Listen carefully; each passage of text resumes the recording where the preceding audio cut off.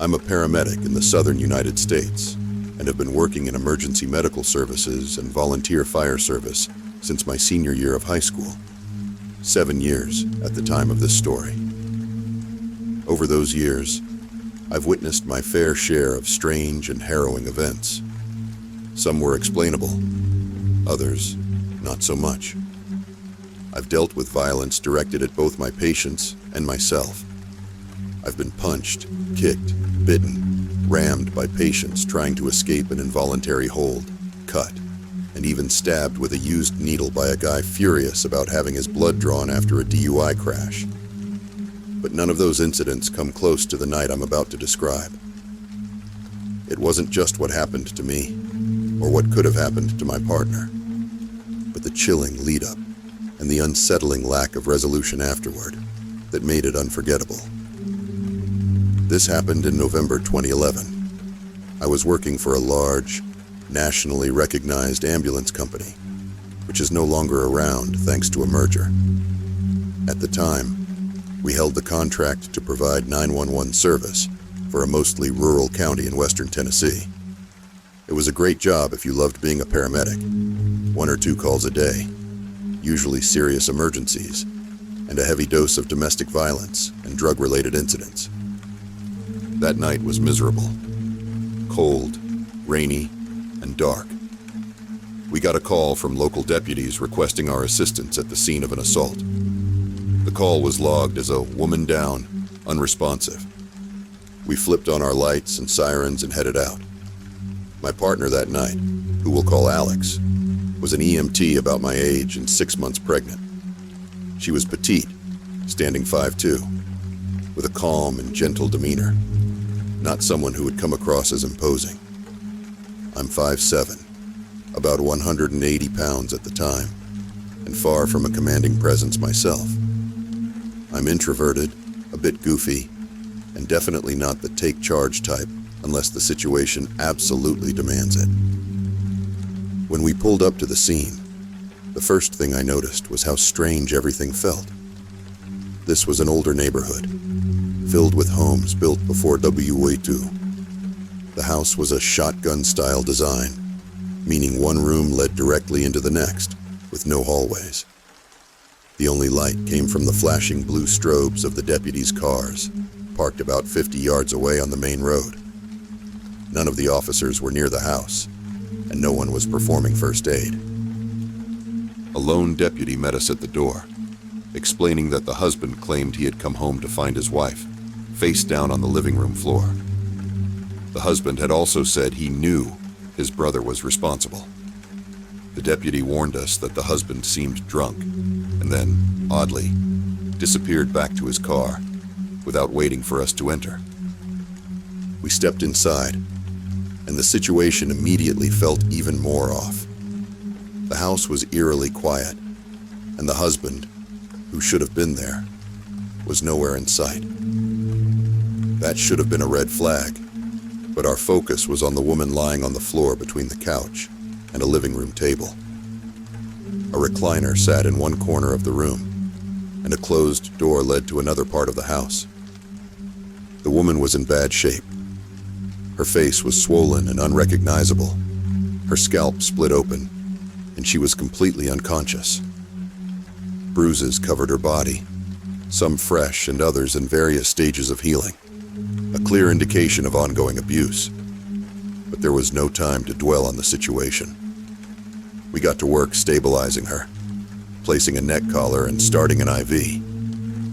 In our focus, we didn't hear the bathroom door creak open. It wasn't until I heard the unmistakable metallic click of a shotgun being loaded that I realized someone else was there. I straightened up from where I'd been crouched, tending to the woman, and turned to face a towering figure. The man was at least 6'2", massively built, and clearly drunk. His face was twisted in a menacing scowl, his hands calmly loading 2 shells into a sawed-off shotgun. "I'm going to get them," he muttered, his voice low and steady. His eyes locked onto mine with a gaze so full of rage, it felt like it could cut me in half. The smell of alcohol was overpowering, and his sweat-soaked shirt clung to his jittery frame. Behind me, Alex was at the door with her back turned, trying to get the stretcher off the porch. She had no idea what was happening inside. My mind raced, heart pounding, as I stared down the barrel of the shotgun in his hands. It felt surreal, like I was watching a nightmare unfold on a screen, except I was the one in the scene. Everything I'd learned in training, if the scene isn't safe, get out, flashed through my mind. But running wasn't an option. He'd shoot me before I made it 2 steps. As I stood up from his wife, keeping my eyes locked on his, I managed to speak, my voice steady but firm. "Alex, get out. Now." Alex must have turned and seen him, because her scream echoed through the house. I repeated myself, slow and deliberate. "Alex, get out. Now. I'll be fine." My goal was clear, to place myself between this man and my pregnant partner. She bolted, running down the driveway, screaming for the deputies. The man didn't move, his eyes boring into mine as he loaded the shotgun with a mechanical precision. His face twisted into a chillingly calm expression as he growled, "I'm going to get them who did this. Get out of my way, or I'll kill you too." His words cut through me like ice, his voice devoid of anything but rage. I thought it might be some cruel, sick prank. My nervous laugh betrayed me as I blurted out, "Well, please don't miss." He didn't laugh. He didn't flinch. He just stood there, aiming the barrel of the shotgun at my face. Panic bubbled under my skin, but I held it together.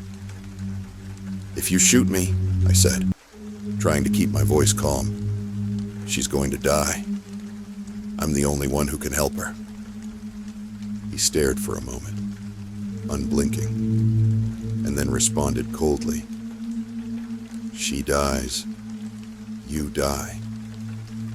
He moved to sit in the recliner across from me, the shotgun still in his lap, and gave me a toothy grin. It wasn't the kind of smile you'd expect from someone trying to put you at ease. It was the kind that sends shivers down your spine.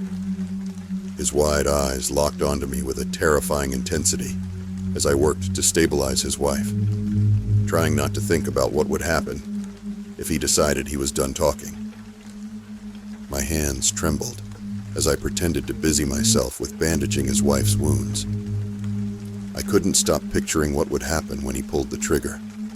The shotgun's blast, the splatter of blood, the nothingness that would follow.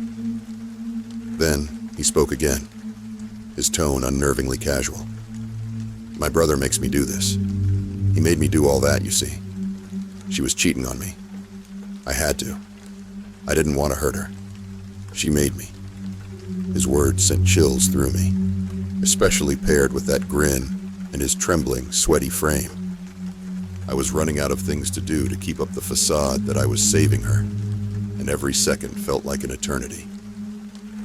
That's when I finally heard the shouting and saw the blinding flashlights. Deputies stormed in, weapons drawn, yelling at him to drop the shotgun. He hesitated, then let the gun fall to the floor.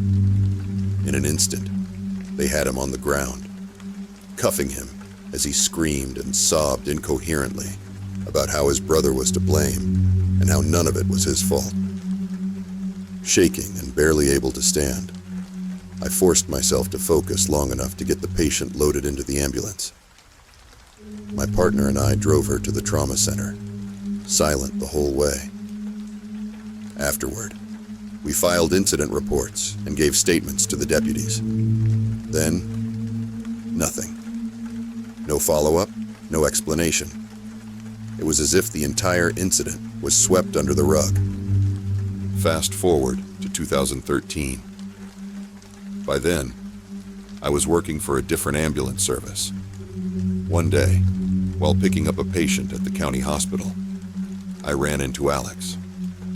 We started reminiscing about that night, treating it like some morbid joke, laughing to keep from crying. But then Alex pulled me aside, her tone suddenly serious. She told me the rest of the story, and that's when I realized just how close I had come to dying that night. The woman had regained consciousness a day after the attack. She told the hospital staff her husband had been drinking heavily and hadn't taken his medication. That night, he started accusing her of sleeping with his brother and beat her until she hit the living room table and blacked out. He eventually pled to a domestic violence charge and was sent to an inpatient psychiatric facility. But here's the horrifying twist. His brother had been dead for nearly a decade, killed in a car accident in 2002. According to the wife, her husband suffered from severe hallucinations, vivid, lucid ones. He saw his brother regularly, and in those visions, his brother gave him commands, told him what to do. That night wasn't the first time the brother had driven him to violence. The deputies knew the house had a history of mental health-related calls. They knew about his condition, yet they didn't flag the address or warn us when we were dispatched. Worse, despite his clear threat to me and Alex, no charges were ever filed for what he did, or almost did, to us. To this day, the memory raises more questions than answers. Why did the deputies leave us alone in such a dangerous situation? Why wasn't he charged for threatening us? And why wasn't there more support for what we went through? It's a chapter of my life I'll never forget, and one that left me with a haunting understanding of how fragile the line between safety and chaos can be.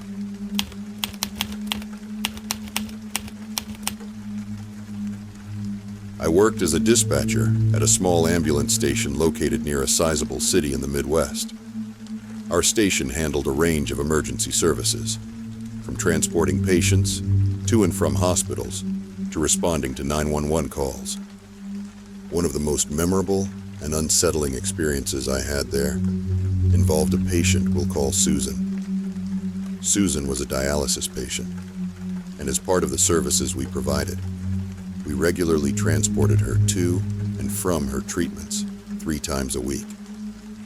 She lived with her son, David, who was in his late 40s, while Susan was in her late 70s. This routine had been in place for quite a while, years in fact, and Susan and David had become very familiar to all of us at the station.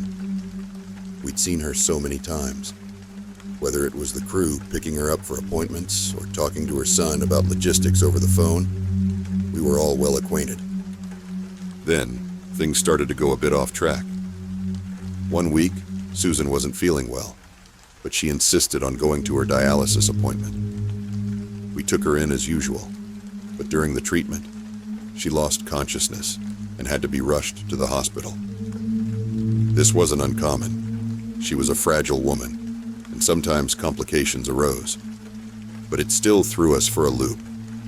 We followed standard protocol and informed the hospital, and they assured us she'd be taken care of. The next week, when Susan's next dialysis appointment rolled around, we called the hospital to check on her status.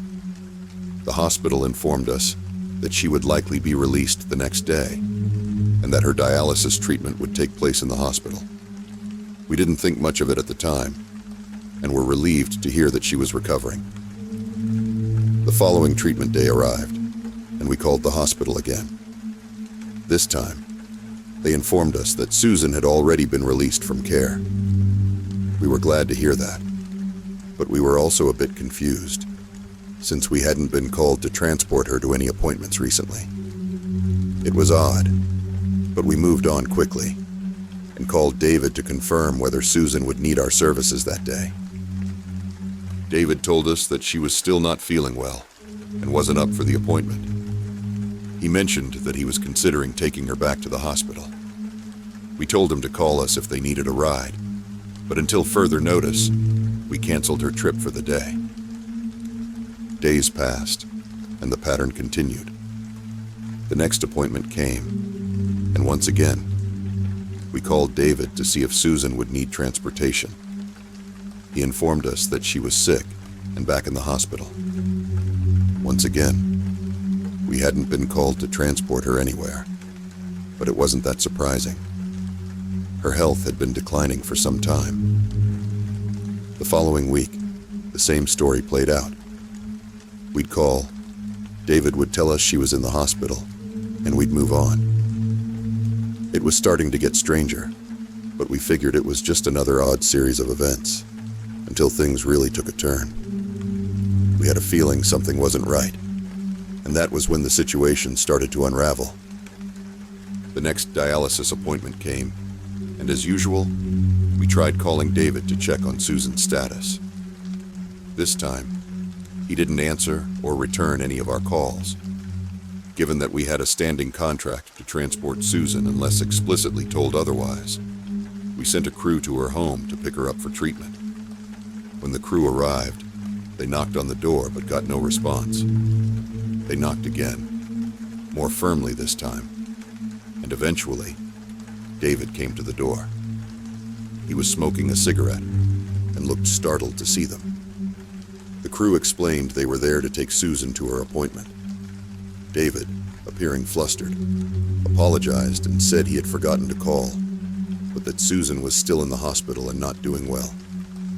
The crew offered their best wishes for her recovery, and David quickly shut the door. But something felt off. The crew couldn't shake the uneasy feeling they got from the encounter. They immediately radioed back to dispatch, explaining the situation and requesting we verify Susan's status with the hospital. When we called, the hospital informed us that Susan had not been admitted since the last time we checked. Alarm bells went off. Something wasn't right. Following protocol, we instructed the crew to leave the scene and contacted the local police to request a welfare check at David's home. That was the last we heard for the rest of the day.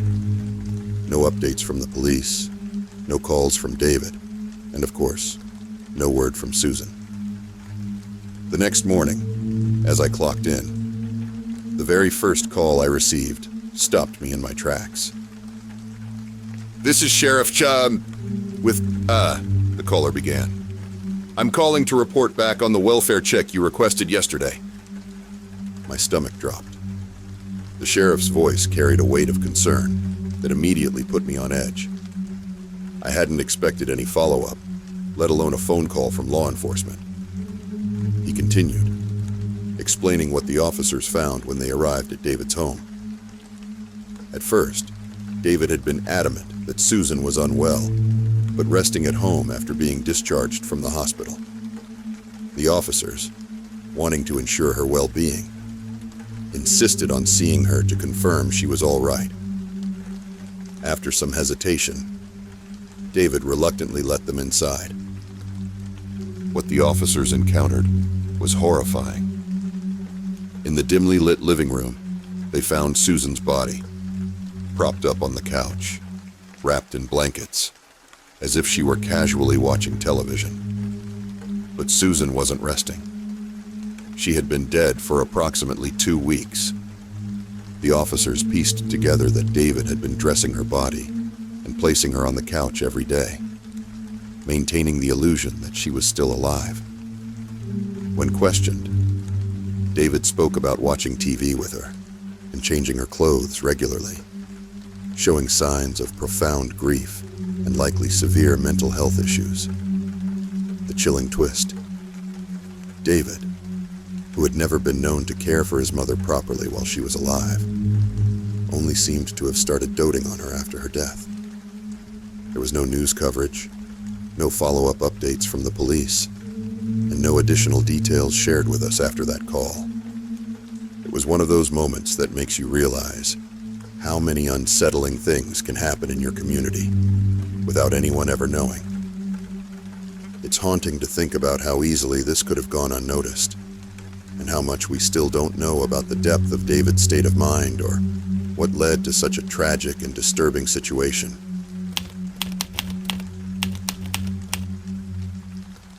I'm a paramedic, and this happened literally the day before Thanksgiving, a detail that becomes relevant later. It had been a long shift filled with routine calls, fender benders, slips on icy sidewalks, and even a case of frostbite from exposure. Nothing too wild. Then, we got a call over the radio dispatching us to a non-emergent welfare check at a retirement community. We loaded up the ambulance and headed out, meeting fire and police crews outside the residence. To give you a sense of the place, this was no stereotypical retirement home. These were luxury, multi-story condos, the kind that would cost you a fortune to live in. That detail stuck with me because of what happened next. We made contact with the resident who called us, an older woman named Susan. She greeted us at the door and explained why she was worried. Her roommate, Mary, hadn't left her room in 5 days. Not to eat, bathe, or even use the bathroom. However, Susan was adamant that Mary was still in there. She claimed to have checked on her a few times and saw her lying in bed, occasionally moving slightly. Naturally, I asked Susan all the necessary questions. Did Mary have any pre-existing conditions? Any signs of declining health recently? The answer was no. Other than her age, Mary was supposedly in great shape. After gathering some basic information and grabbing what gear we thought we might need from the ambulance, I decided to head upstairs to try to make contact with Mary myself. The layout of the condo added to the growing unease I was beginning to feel. The staircase was a series of 5 steps, then a landing where you had to pivot, followed by another 5 steps to the top floor. From there, a landing with a banister overlooked the lower level, where my partner, the fire crew, and the officers were still chatting with Susan. The hallway upstairs was lit, but it felt strangely dim and unwelcoming. Cold, even. That's when I realized I'd forgotten to ask Susan which room was Mary's. I called down to her, and she shouted back up that it was the last door on the right. I started down the hallway, passing several dark, open doorways. Each one made my nerves spike just a little more. There was something about the stillness, the way the shadows played in the corners, that made the air feel heavy. By the time I reached Mary's door, I was seriously debating going back downstairs to grab my partner or one of the firefighters, but I shook it off. This was just a routine welfare check, I reminded myself. I knocked on the door. "Hey Mary, this is Kay. I'm with EMS. We got called to come check on you. Is it okay if I come in?" Usually, a knock and an introduction like that would at least get some kind of response. A groan, a cough, something. But not this time. The room was silent. Then I heard it. The faint sound of someone shifting in bed, followed by what unmistakably sounded like footsteps. They stopped somewhere in the middle of the room. The uneasy feeling in my gut tightened into a knot. Something about the sound didn't sit right with me. It was the day before Thanksgiving, a detail that will make this story even stranger. I'm a paramedic, and my partner and I were nearing the end of a shift that had been filled with routine calls, fender benders, slips on icy sidewalks, frostbite cases. Nothing out of the ordinary. That is, until we were dispatched to a welfare check at a retirement community. The call was non-emergent, so we loaded up and headed to the scene, meeting fire and police outside the residence. Now, this wasn't your typical retirement home. These were luxury condos, multi-story and worth millions. A far cry from what most people picture when they hear retirement community. Susan, the elderly resident who had called us, greeted us at the door. She seemed frazzled and explained that her roommate, Mary, hadn't left her room in 5 days, not to eat, bathe, or use the bathroom. Susan assured us Mary was still in the condo. She'd peeked into Mary's room a few times and had seen her lying in bed. Mary even moved occasionally, though not much. I asked all the standard questions about Mary's health, any prior medical issues, recent illnesses, or reasons she might be immobile. Susan didn't know of anything serious. Mary was old, yes, but otherwise in great shape. After gathering some background information and retrieving the necessary gear from the ambulance, I decided to head upstairs to check on Mary. The condo had a unique layout, with a staircase leading to a landing, where it pivoted to another set of stairs before reaching the upper floor. From the top, a banister overlooked the living room below, where my partner, the fire crew, and the police were chatting with Susan. As I climbed the stairs, I realized I hadn't actually asked which room belonged to Mary. I called down, and Susan shouted that it was the last door on the right. The hallway at the top was lit, but it felt oddly dim and cold, as if the light couldn't quite push back the shadows. Walking past several open, dark doorways, I felt a growing unease, a prickling sensation that made me want to turn back and grab someone to come with me. But I pressed on, reaching Mary's door. I knocked. "Hey Mary, this is Kay. I'm with EMS. We got a call to check on you. Is it okay if I come in?" Silence. Usually, these checks elicit some kind of response. A groan, a cough, anything. But there was nothing. Then, I heard what sounded like someone shifting in bed and walking to the middle of the room. I knocked again. "Mary, I'm coming in to make sure you're okay." I turned the doorknob, pushed the door open, and stepped inside. I scanned the room from right to left. At first, I didn't see anything, but as my eyes adjusted, I froze. In the middle of the room stood a figure.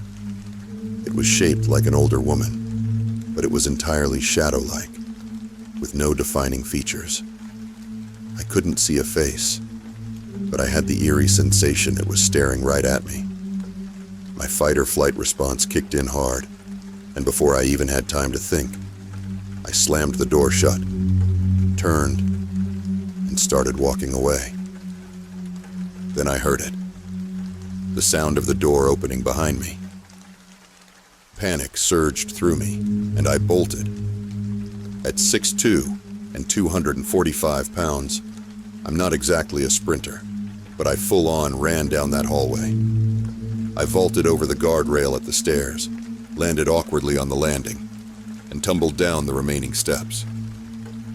I came to a stop at the feet of my partner, the officers, and the firefighters, who were all deep in conversation. "What the hell happened?" they asked, their faces a mix of concern and confusion. I sat up, adrenaline coursing through me, and tried to explain what I had seen. My words came out rapid and shaky. The shadowy figure, the door opening, the terror I felt. I swore I wasn't going back up there. As I spoke, we all heard it. Footsteps upstairs, moving away from the landing. One of the officers called out, "This is the police! If someone's up there, you need to come out!" He climbed the stairs cautiously. The rest of us watched as he reached the top landing. Then, the door to Mary's room slammed shut. The officer retreated quickly, and he, my partner, and a couple of firefighters went back upstairs to conduct a thorough search. They found nothing. No one was in the condo.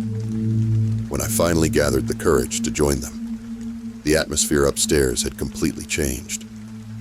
The oppressive darkness was gone. The hallway didn't feel cold or menacing anymore. And Mary's room? It looked entirely normal, like a cozy bedroom with no hint of the shadowy figure I'd seen earlier.